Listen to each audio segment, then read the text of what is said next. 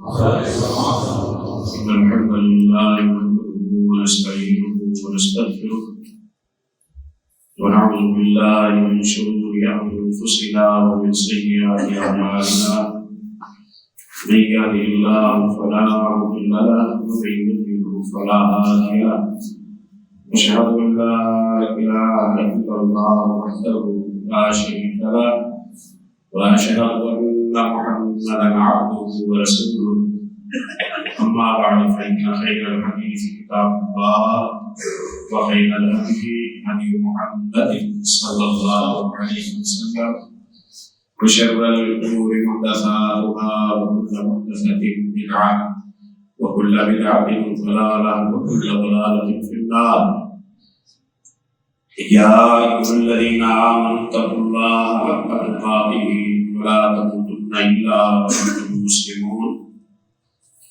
يا أيها الناس اتقوا ربكم الذي خلقكم من نفس واحدة وخلق منها زوجها وبث منهما رجالا كثيرا ونساء فاتقوا الله الذي تساءلون به والأرحام إن الله كان عليكم رقيبا.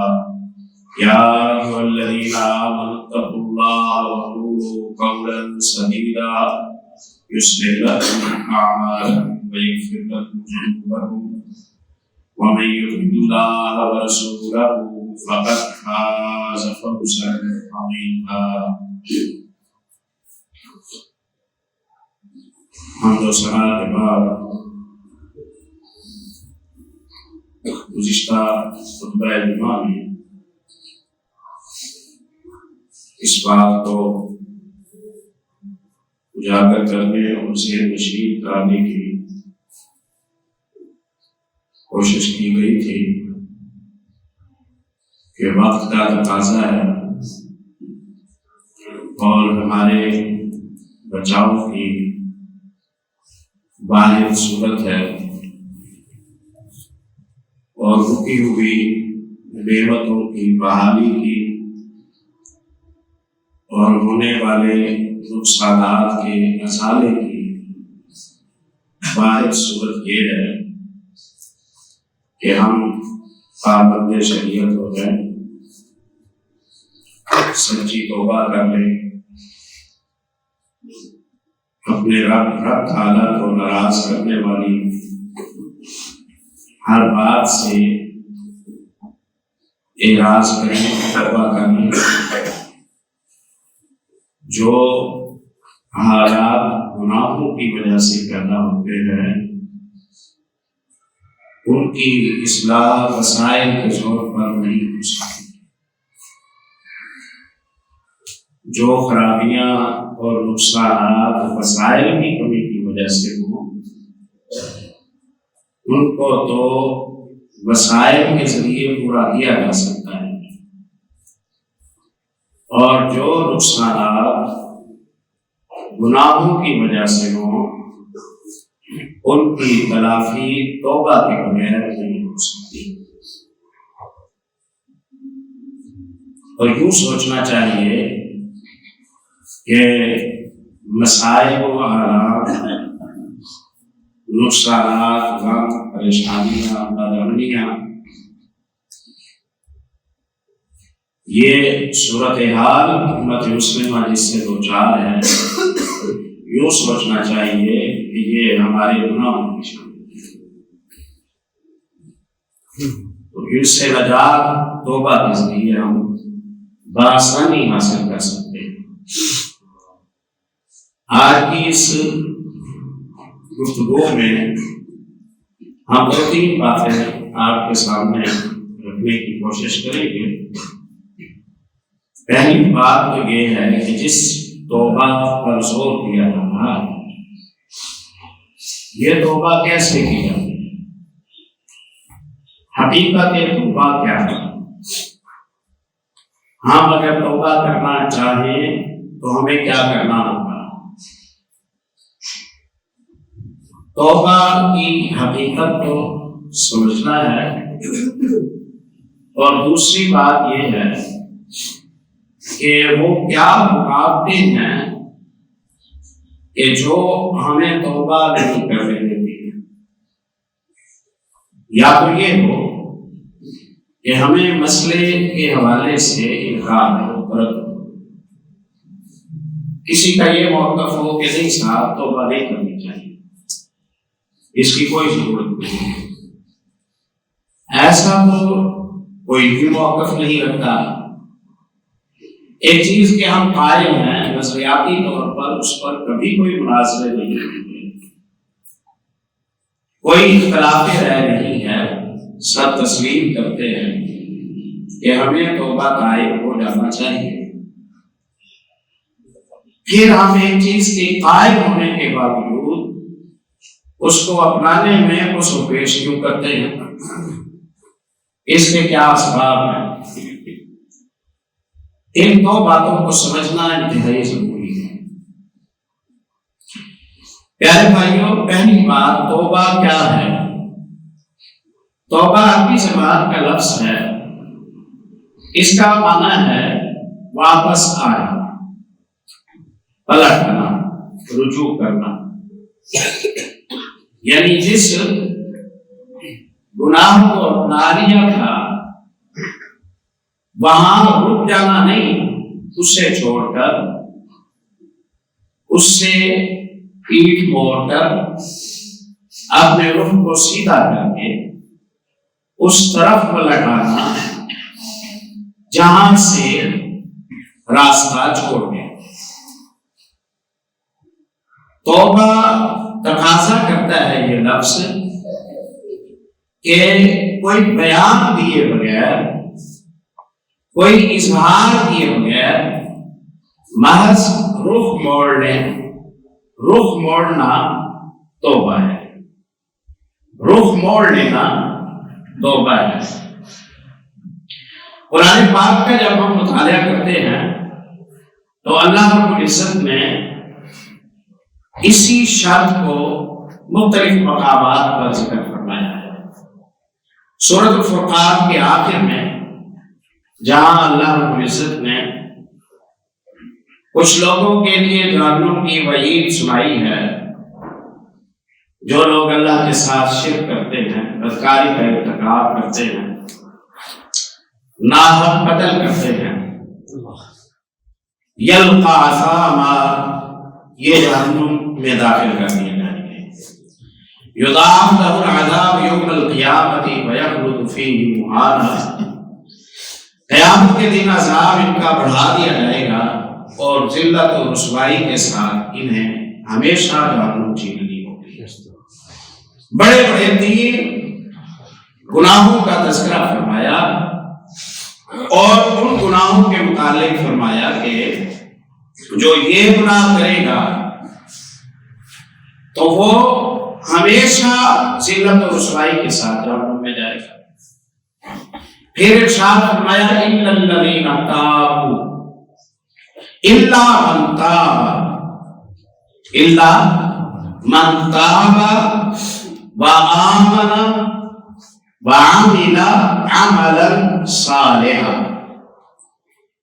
یہ لفظ 3 ہیں اور بہت قابل غور ہے، توبہ کرنے کی حقیقت کو اجاگر کر دیتے ہیں۔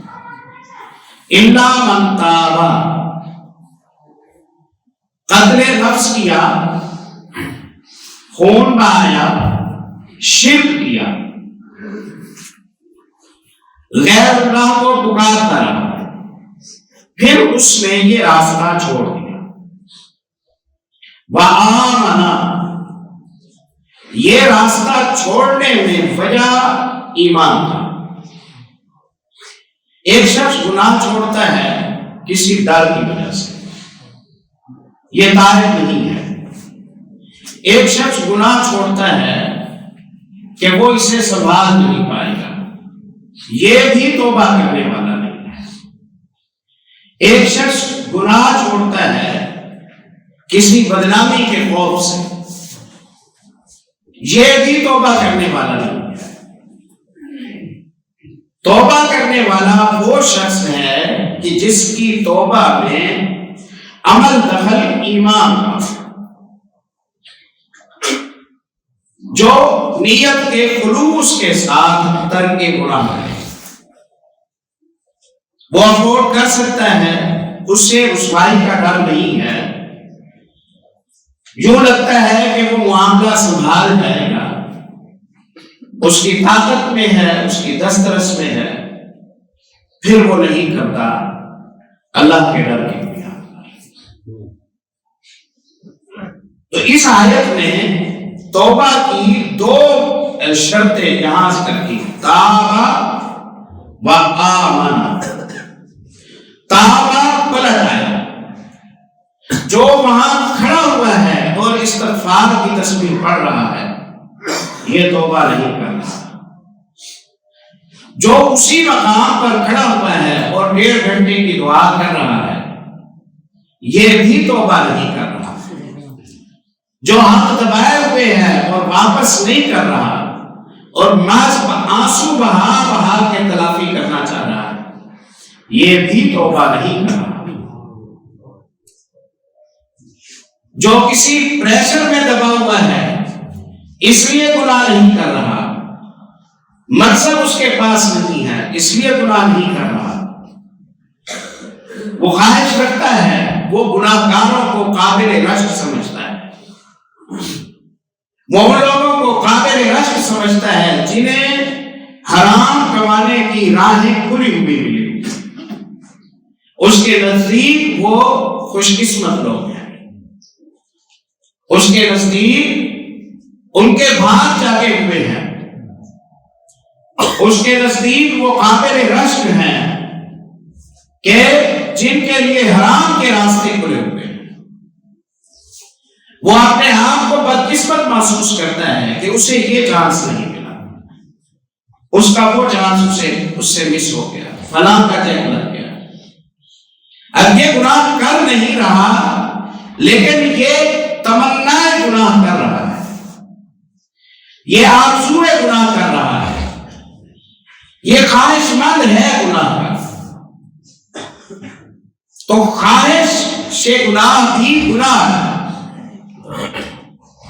خواہش سے گناہ بھی گناہ ہے۔ آمنہ کا لفظ یہ کہتا ہے کہ آپ نے جو گناہ چھوڑا ہے وہ اللہ کی کبریائی کے پیش نظر چھوڑا، اللہ کی عظمت کے پیش نظر چھوڑا، اللہ کے کہنے پر چھوڑا، اپنی آخرت کے فکر میں چھوڑا، اپنی عاقبت کو سلجھانے کے لیے چھوڑا، ثانی کوئی وجہ نہ، دوسری کوئی وجہ نہ، بس یہ وجہ ہے کہ آپ اللہ سے ڈر لگتا ہے۔ یہ توبہ کی صورت یا اس کی یہ تفسیر اس آیت کے اس دوسرے لفظ میں، تائب وہ ہے جس نے راستہ واپس لے لیا، قبضہ واپس کر دیا، رقم واپس کر دی، ظلم کی تلافی کر دی، قطع رحمی کو صلہ رحمی میں بدل دیا، حرام کھانے سے رک گیا، جھوٹ بس کر دی، غیبت کرنا سننا چھوڑ دیا، یہ تائب ہے۔ جو اس کے باوجود یہ سلسلہ چلاتا ہے وہ تائب نہیں ہے، توبہ وہ نہیں کر رہا، جو استغفار کر رہا ہے، وہ ذکر کر رہا ہے، اس کا استغفار، اس کا ذکر ایک عمل صالح ہے، شاید اس استغفار کی برکت سے اسے اللہ کبھی توبہ کی توفیق بھی نصیب فرما دے۔ یہ نہیں کہا جا رہا کہ وہ اسے بھی چھوڑ دیں، اسے جاری رکھیں، لیکن اسے کافی نہ سمجھیں، اس پر اکتفا نہ کریں۔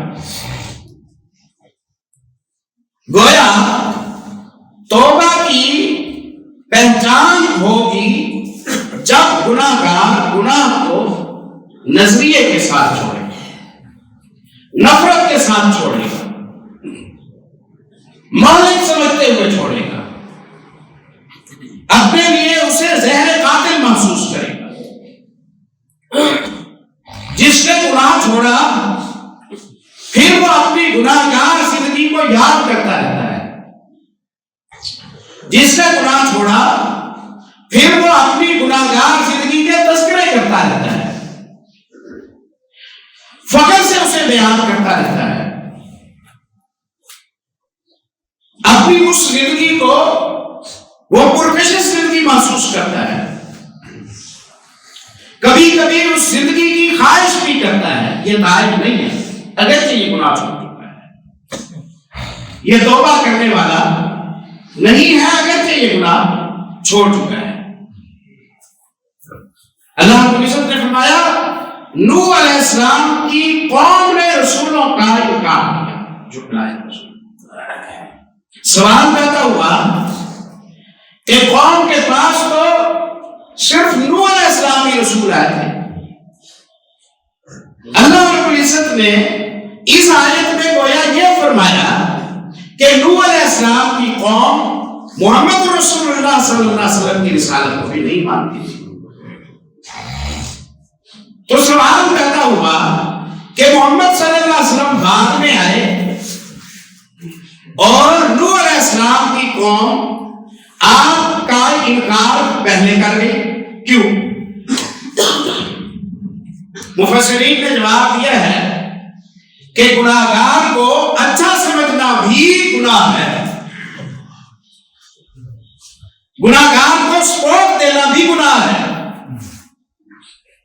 گناہگار کی تعریفیں کرنا بھی گناہ ہے, گناہگار کے گناہوں کو فخر سے بیان کرنا بھی گناہ ہے.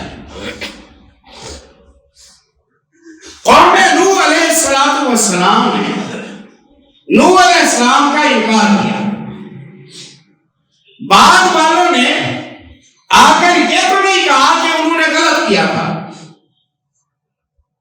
وہ کہتے ہیں ہمارے آبا جیسے تھے ٹھیک تھے, ہم اپنے آبا کے دین پر ہیں, گویا تم راضی ہو گناہ پر. تو لفظ آمنا تقاضا کرتا ہے گناہ کو شعور کے ساتھ چھوڑنا, ندامت کے ساتھ چھوڑنا, شرمندگی کے ساتھ چھوڑنا, اور عقیدے اور نظریے کی بنیاد پر اللہ کے لیے چھوڑنا. یہ شرائط تقاضا کرتی ہیں گناہوں کو یاد نہ کرے, گناہوں پر شاباش نہ دے, گناہوں کو سرائے نہ, گناہوں کو حوصلہ نہ دے, گناہوں کو ڈھارس نہ دے, ان کی تمنائیں نہ کرے. یہ توبہ ہے. اور اس طرح کی توبہ کوئی قتل سے کر لے تو اللہ قتل معاف کرے. میں نے پچھلے خطبہ جمعہ میں مثال دی تھی. اس لیے اپنی خطاؤں کو فخر سے بیان نہ کیا کرے, یہاں سے خطائیں کرنے کا حوصلہ ملتا ہے. کوئی زیادتی کر بیٹھے, کسی غصے میں مغلوب ہو کر کسی پر ہاتھ اٹھا بیٹھے تھے, اب احساس ہو گیا ہے تو نہ اس کا تذکرہ کریں میں نے یہ کر دیا تھا, شرمندگی کا اظہار. ورنہ لوگ سیکھیں گے کہ ایسا بھی کیا جا سکتا ہے. اور جتنا لوگ سنا کر سیکھتے ہیں اتنا لوگ کتابوں سے نہیں سیکھتے ہیں. گناہوں کے رواج پانے کی بڑی وجہ ہوتی ہی یہی ہے. گناہوں کے رواج پانے کی بڑی وجہ یہی ہے. الا من تاب وآمن وعمل عملا صالحا, پھر اس نے نیک عمل کیے. نیک عمل کیے اس لفظ پر آپ غور کیجیے, یہاں عاملا نکرہ آیا ہے. کوئی عمل چھوٹا بھی شامل ہے, بڑا عمل بھی شامل ہے, زیادہ عمل بھی شامل ہے, تھوڑا عمل بھی اس میں شامل ہے. الا من تاب وآمن وعمل عملا. تو میں اس کا سادہ معنی کروں تو سادہ معنی یہ بنے گا کہ جس نے گناہ چھوڑا ایمان کی بنیاد پر اور کچھ نہ کچھ عمل کیا. گویا توبہ میں پورے عمل کرنا ضروری نہیں ہے، پورے عمل تو کوئی بھی نہیں کر سکتا.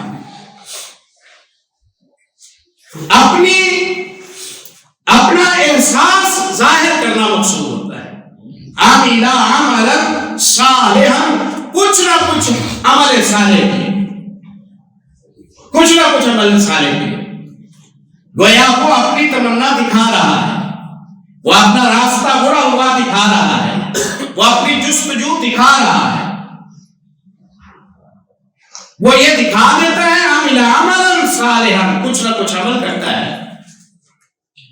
تو اللہ رب العزت اولئک یبدل اللہ سیئاتہم حسنات، اللہ رب العزت اس کی توبہ کے خلوص کو دیکھتے ہوئے اس کے گناہوں کو نیکیوں میں تبدیل اس کے گناہوں کو نیکیوں میں تبدیل فرمائے.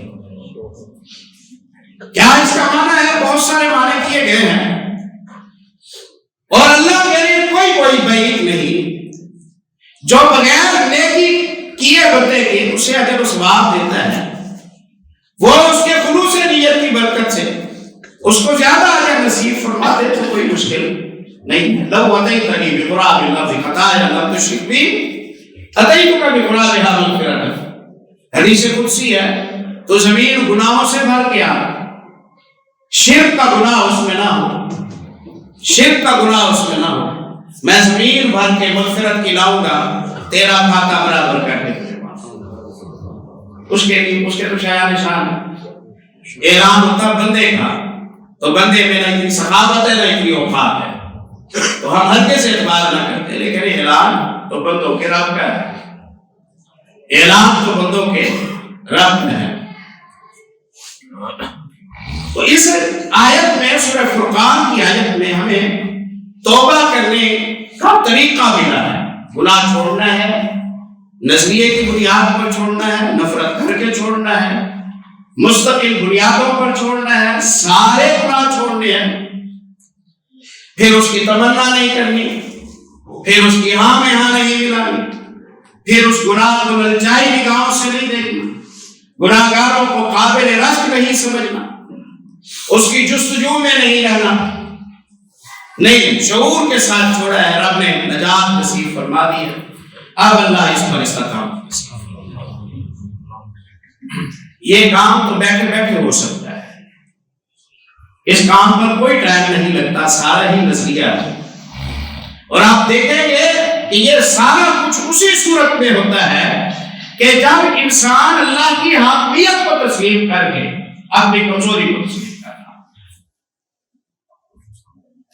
اس کی قدرت کو تسلیم کر کے اپنی محتاجی تسلیم کر رہا ہوتا ہے. آخرت پر ایمان ہو تو توبہ کرے گا، آخرت کا ڈر نہیں ہے تو توبہ کیوں کرے گا.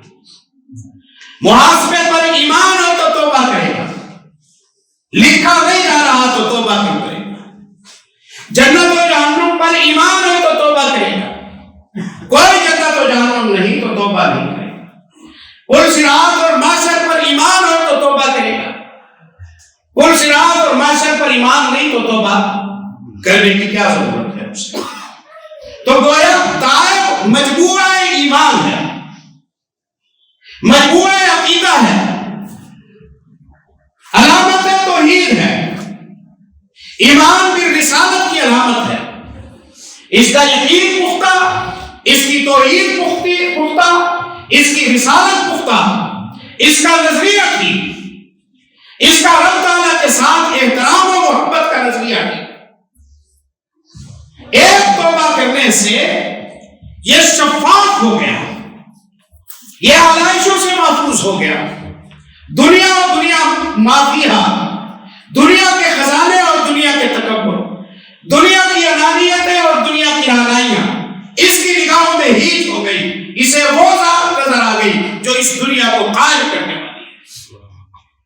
اس کا تعلق اس سے بن گیا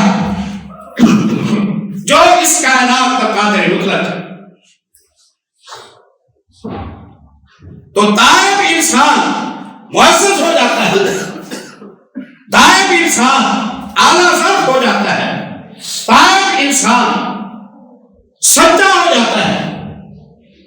اسی لیے تو سینکڑوں مرتبہ توبہ کا حکم دیا، نبیوں کو توبہ کا حکم دیا گیا ہے۔ یہ بندگیوں میں سے ایک بندگی ہے جس کے ساتھ گناہ مشروط نہیں ہے، کہ گناہ ہو تو توبہ کی جائے اور گناہ نہ ہو تو توبہ نہ کی جائے۔ جسے ہم نیکی سمجھ کے انجام دے رہے ہوتے ہیں، اس نیکی کے معیار میں ہم کہاں تک پہنچے اس کا ادراک تو ہمیں نہیں، کوئی حق نہ ادا کر پایا۔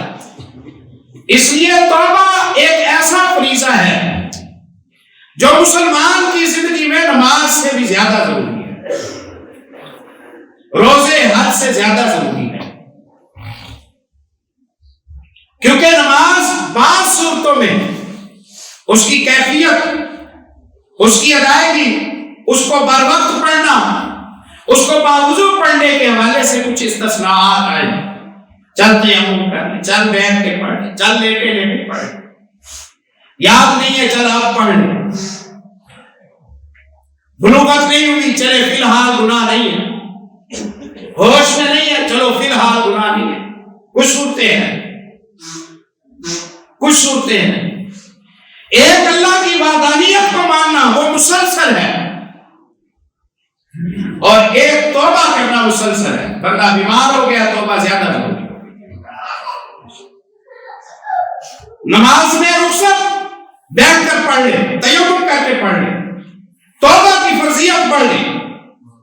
بندہ سفر میں ہے توبہ زیادہ فرض ہو گئی، دعا کی قبولیت کا ٹائم، حالانکہ اس دوران چل نمازیں جمع کر لیں، چل قصر کر لیں، رکعتیں کم کر دی، توبہ زیادہ کر۔ تو یہ اللہ کی طرف سے ایک ایسا مقرر فریضہ ہے کہ جو انبیاء پر بھی فریضہ تھا، اولیاء اللہ پر بھی فریضہ تھا۔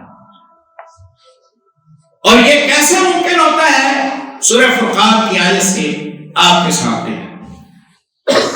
جب آپ توبہ کر لیتے ہیں اور اس کا تکرار رکھا کریں، توبہ کا تکرار رکھیں، یعنی ایسا نہیں ہے کہ ایک دفعہ توبہ کر لی تو پھر اب اس کے بعد مزید توبہ کو دہرانے کی ضرورت ہے۔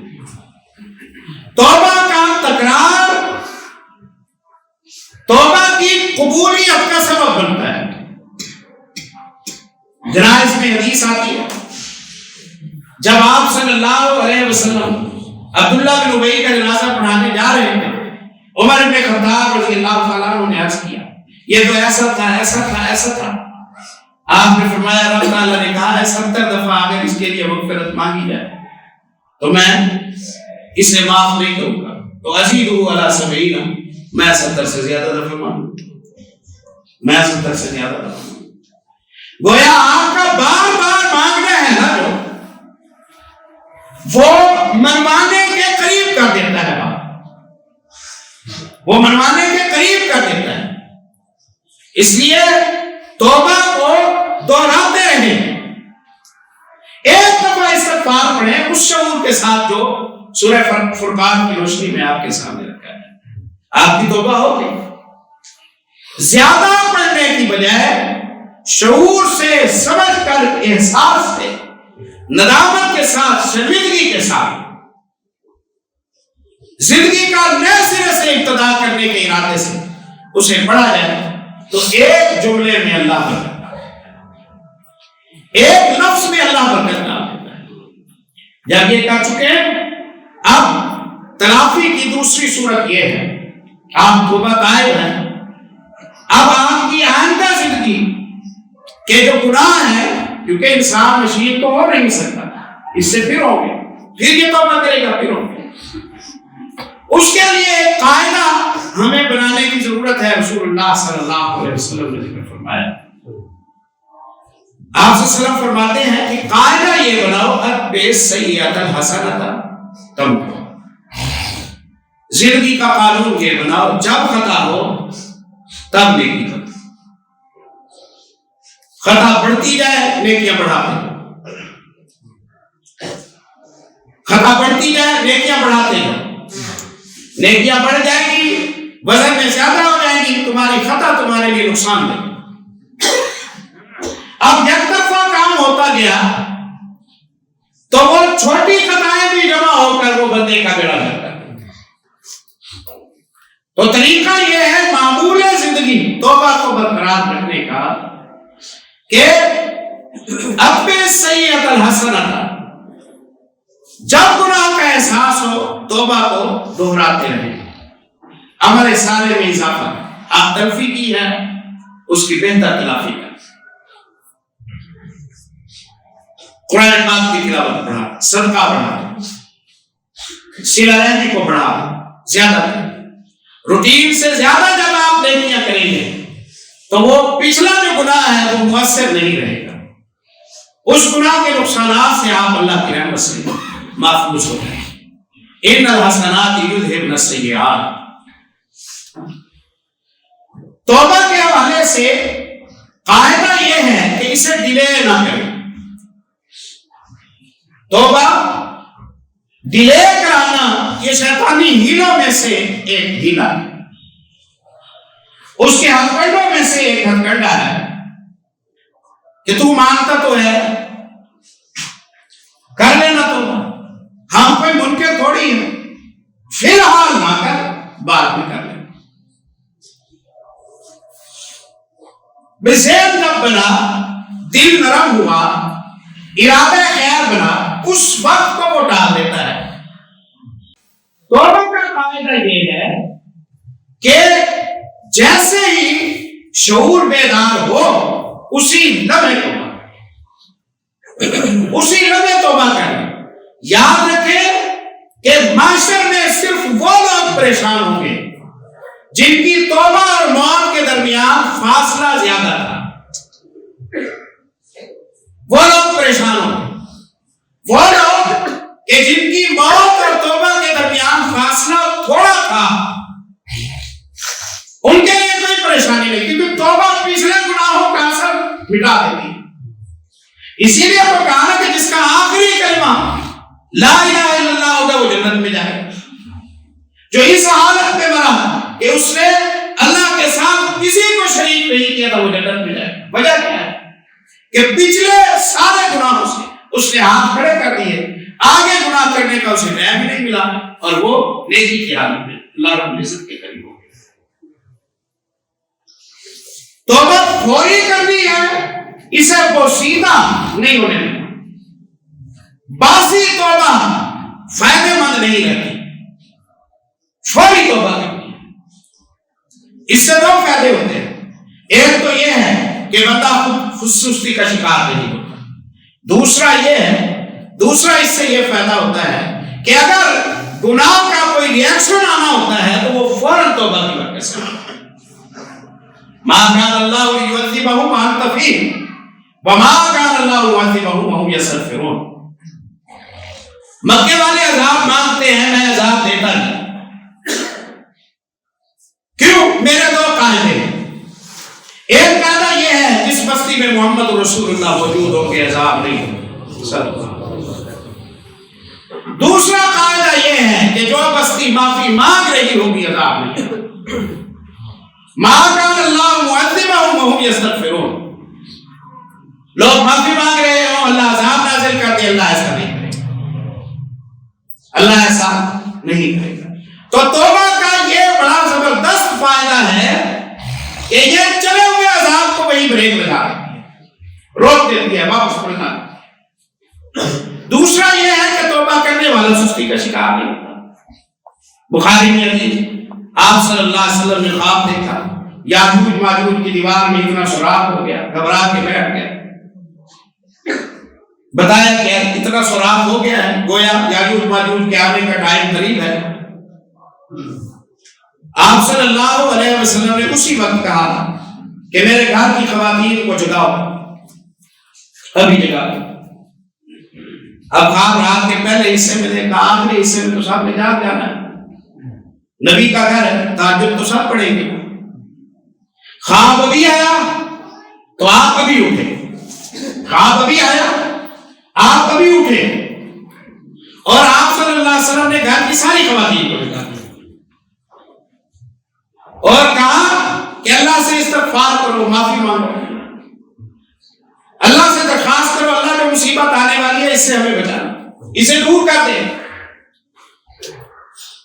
کیا پتا چلا کہ توبہ فوراً کرنی ہے، اور خصوصاً جب مصیبت آنے لگے تو مسائل کی طرف دوڑنے کو ثانوی درجہ دیں، اللہ کی طرف پلٹنے کو پہلا درجہ دیں۔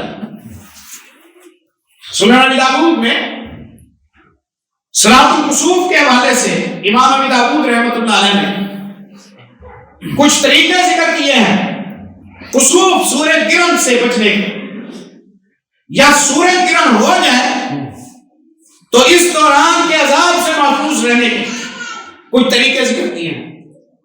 12-13 ابواب باتیں ہیں، اور ان ابواب میں جو پیغام دیا ہے کہ سورج گرہن لگ جائے یا چاند گرہن لگ جائے، نماز کی طرف رجوع کرو، توبہ کی طرف رجوع کرو، صلہ رحمی کی طرف رجوع کرو، مقروضوں کے قرض سے اتارو، غلاموں کو آزاد کرو، قیدیوں کو آزاد کرو، سجدے میں گر جاؤ، صدقات کثرت سے کرو، تلافیاں کرو، معافیاں مانگو۔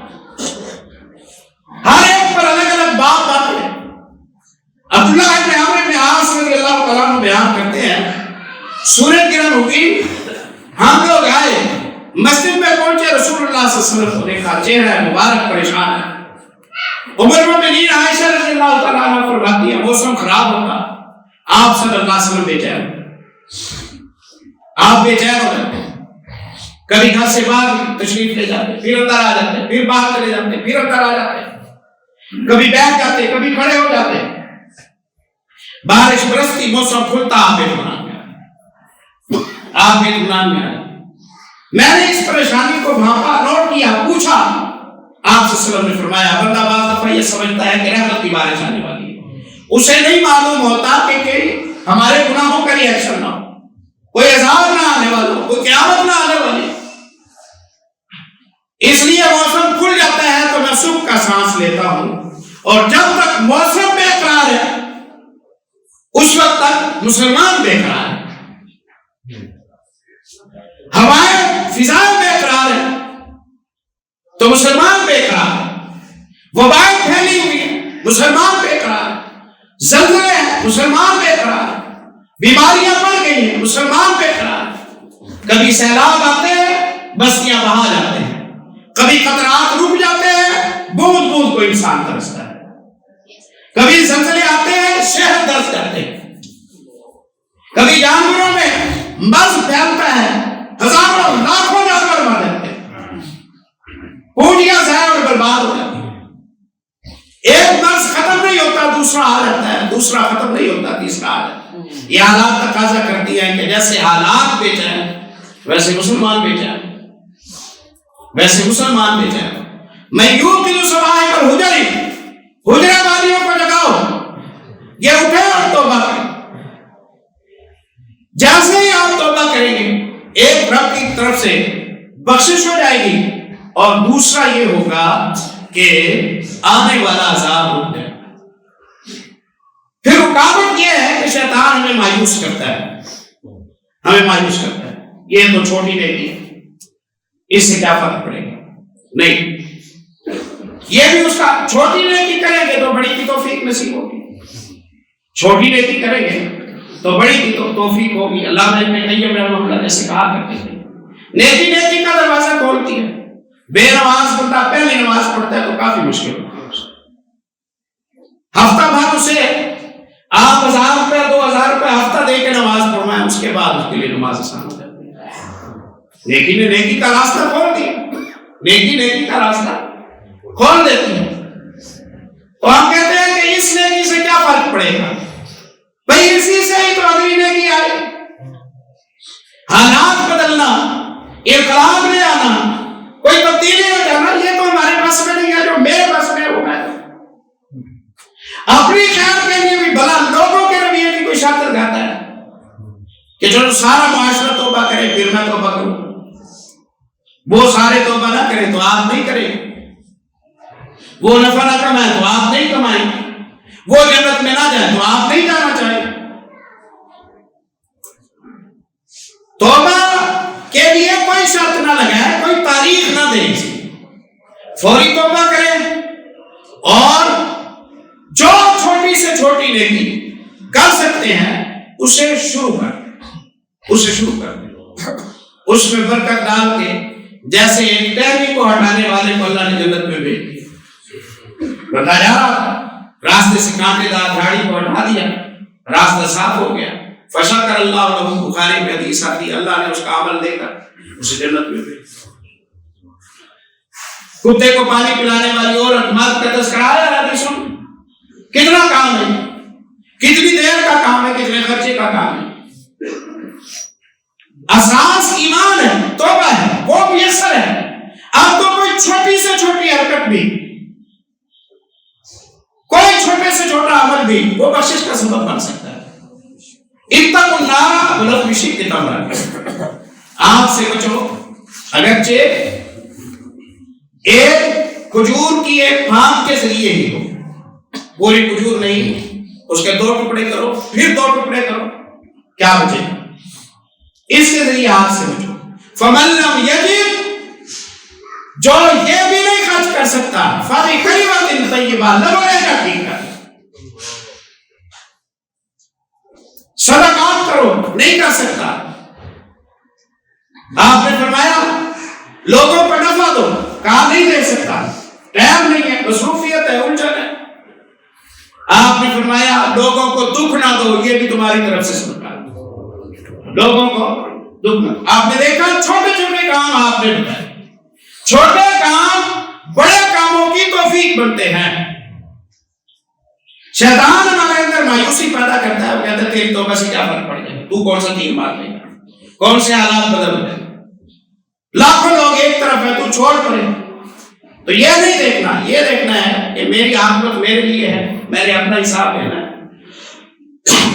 لوگوں کے عمل مجھے فائدہ نہیں دیں گے تو لوگوں کے گناہ بھی مجھے نقصان نہیں دیں گے. ہر بندہ اپنا رخ ٹھیک کرنے کی کوشش کرے گا تو پورے معاشرے کا رخ ٹھیک ہو جائے گا. جو کچھ کہا سنا ہے اللہ عمل کی توفیق.